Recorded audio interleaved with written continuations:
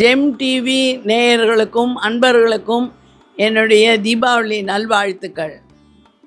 தீபாவளின்ன உடனே எனக்கு என்னுடைய அம்மா, பாட்டி இந்த தலைமுறையாக வீட்டில் என்னெல்லாம் பட்சணம் செய்வாங்க, என்ன இனிப்பு வகைகள் செய்வார்கள் என்ற எண்ணம் உடனே ஓடும். அப்பொழுது ரொம்ப முக்கியமானதாக ஒன்று செய்து தருவார்கள். காலையில் எழுந்து நீராடியுடன் புது உடைகளை முன்னாடி கடவுளை எதிர்க்க தீபாவளி மருந்து இருக்கும், ஸ்வீட் இருக்கும், காரம் இருக்கும், எல்லாம் இருக்கும். உடனே ஒரு ஸ்வீட்டையும் ஒரு காரத்தையும் வாயில் போட்டுக்கோன்னு கொடுப்பாங்க. கொடுத்துட்டு உடனே ஒரு தீபாவளி மருந்தை கொடுப்பாங்க. இந்த தீபாவளி மருந்து இப்பொழுது இருக்கிறதா இல்லையா வழக்கில் என்று எனக்கு தெரியல. ஆனால் இந்த தீபாவளி மருந்தில் இருக்கிற மிளகு, திப்பிலி, கண்டந்திப்பிலி, அது மாதிரி ஒரு 10-15 வகையறாக இருக்கும். இதையெல்லாம் வறுத்து பொடி செய்து அதை வெல்லத்தை கரைய விட்டு அதில் போட்டு கிளறி எடுத்து வச்சுட்டு அதுக்கப்புறம் அதில் நெய்யும் தேனையும் கொஞ்சம் சேர்த்து கலந்து வைப்பாங்க. ஒரு அருமையான ஒரு மருந்து அது.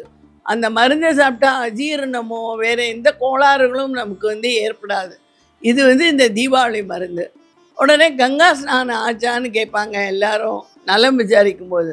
கங்கா ஸ்நானம், இந்த தீபாவளி மருந்து, இதெல்லாம் நினைக்கிற பொழுது இது எனக்கு என் மனதில் ஒரு ஆசிரியராக நான் இருப்பதனால என்ன தோன்றுகிறது என்றால், நம்மளுடைய ஒவ்வொரு வாழ்க்கை முறையும் இந்த இயற்கையை ஒட்டி இருக்கின்றது.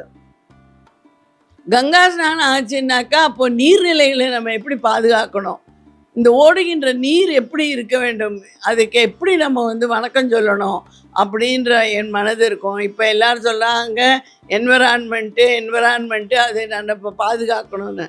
இப்போ நமக்கு பண்டிகைகள் மூலமாக நம்மளுடைய என்விரான்மெண்ட்டாக இருக்கட்டும், நம்ம சாப்பிடுகின்ற உணவாக இருக்கட்டும், இல்லை வேறு எந்த இது செய்தாலும் நம்மளுடைய சமுதாயம் நன்றாக இருப்பதற்கும், நமது சமுதாயத்தில் இருப்பவர்கள் நல்ல உடல் ஆரோக்கியத்துடன் இருப்பதற்கும் தான் இந்த மாதிரி பண்டிகைகள். தவிர பண்டிகைகள் ஒரு காரணம், அதுக்கு ஒரு காரண பெயர் தான்.